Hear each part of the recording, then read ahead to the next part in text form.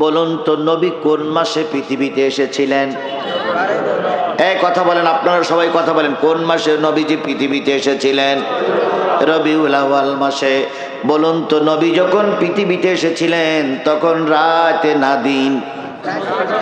রাতও নয়, দিনও নয়।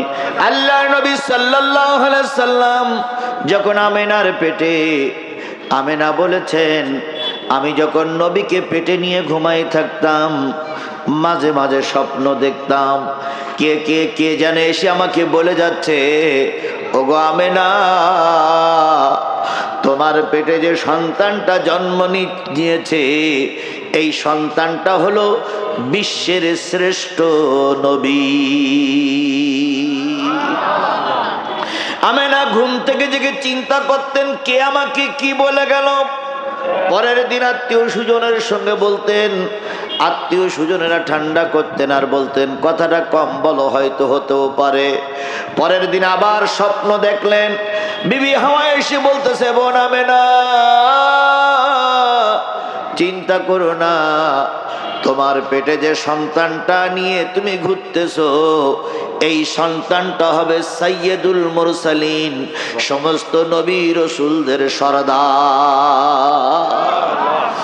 আমেনা বর্ণনা করেছেন আমি নবীকে পেটে নিয়ে ঘুমায়ে থাকতাম, মাঝরাত্রিতে ঘুম ভেঙে যেত, ঘুম থেকে উপরের দিকে তাকায় দেখতাম আমার সামনে চাঁদ আর তারা খেলা করতেছে। তার মানে চাঁদ আর তারা যদি ঘরে শুয়ে দেখা যায় তাহলে সেই ঘরে কি নাই? চাল নাই, ছাদ নাই। আমেনা বলেছেন আমি নবীকে পেটে নিয়ে শুয়ে থাকতাম, ডাইন দিক থেকে জোরে একটা বাতাস আসলে ডাইন দিকের বেড়াগুলো ভেঙে যেত, বাম দিক থেকে একটা জোরে বাতাস আসলে বাম দিকের বেড়াগুলো ভেঙে যেত। তার মানে নবী যে ঘরে জন্ম নিলেন সেই ঘরের বেড়া নাই, চাল নাই, ওই ঘরের ভিতরে আসলেন বিশ্বের সর্বশ্রেষ্ঠ মানুষটি।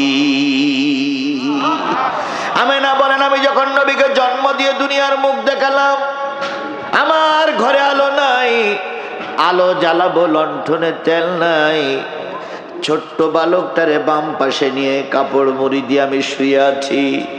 উম্মে হানি চলে আসলেন, উম্মে হানি এসে বললেন ভাবিজান ঘরে আলো নাই কেন? আমেনা বললেন বোন আলো জ্বালানোর মতন লণ্ঠনে তেল নাই। উম্মে হানি নবীর খোঁজ নিলেন, নবীকে কোলে নিলেন, কোলে নেওয়ার পর মুখের থেকে কাপড়টা সরাই দিলেন, মুখের থেকে কাপড়টা সরাই দেওয়ার পরে ওই চেহারায় যে আলো হয়েছে সেই আলোয় আমেনার ঘরটা আলোকিত হয়ে গেছে। উম্মে হানি বলেন আমি নবীকে কোলে নিলাম, ছোট্ট মোহাম্মদকে কোলে নিলাম, দুই গালে দুটো চুমা দিলাম। চুমা দেওয়ার পরে দেখি নবীজির মুখটা বিড় বিড় বিড় বিড় বিড় বিড় করে নড়তেছে। আমি চিন্তা করলাম ছোট্ট বালক এখন বিড় বিড় করে কি বলে, মুখের কাছে কানটা নিয়ে গেলাম, কি যে বলে আমি বুঝতে পারলাম না। নবী একটু বড় হওয়ার পরে উম্মে হানি জিজ্ঞেস করেছিলেন ভাতিজা জন্মের পরে তুমি ছোট্ট ঠোঁট দিয়ে কি বলেছিলে? নবী সেদিন বলেছিল ফুপি আম্মা জন্মের পরে কেঁদেছিলাম রব্বি হাবলি উম্মতি, আয় আল্লাহ আমার গুনাহগার উম্মত গুলোরে মাফ করে দাও। আমার নবীর টার্গেট হলো কিভাবে তার উম্মত গুলো জান্নাতে যাবে।